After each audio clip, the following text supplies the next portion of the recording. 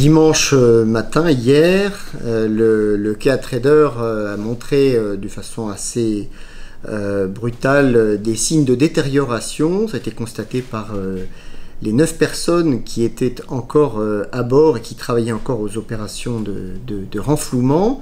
Néanmoins, nous avions un peu anticipé ça, puisqu'on avait mis en place un plan d'évacuation pour limiter à 9 personnes à bord, compte tenu des très mauvaises conditions météorologiques sur le récif du Rang qui étaient attendues ce week-end.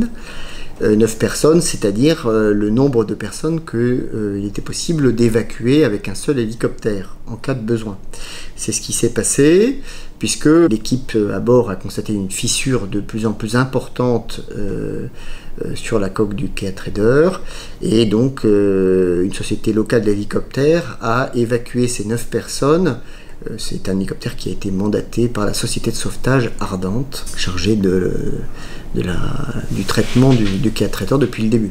L'État met en place ce qu'on appelle le dispositif hors-sec maritime de niveau 3 depuis plus de 4 mois dans le cadre de cet incident du Kea Trader sur le récif du Rang. Ce dispositif implique notamment une partie des forces armées Nouvelle-Calédonie qui met en place un certain nombre de moyens et de dispositions en hommes, en matériel pour suivre et suivant 3 priorités. La première, c'est assurer la sauvegarde de la vie humaine et donc éviter le suraccident.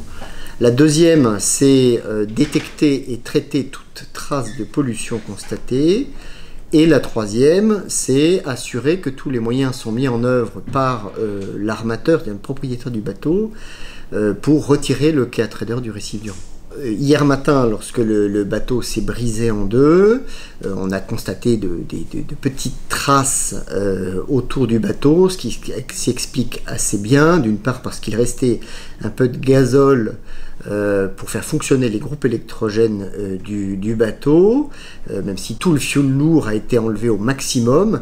Il y a aussi un certain nombre de fonds de cale qui évidemment décèlent encore un petit peu de traces, et puis on imagine bien un certain nombre de tuyauteries, de choses qui peuvent laisser apparaître un peu de traces d'eau et hydrocarburée. L'armateur est actuellement en pleine réflexion pour prendre la mesure de ce qui s'est passé dimanche et puis en tirer toutes les conséquences, c'est-à-dire élaborer de nouveaux modes opératoires techniques pour retirer l'épave du Kea Trader du récif du Rang. Il nous a encore garanti ce matin sa ferme intention de le faire, d'y arriver. Il est évidemment trop tôt pour pouvoir dire comment il va s'y prendre, combien de temps ça va prendre.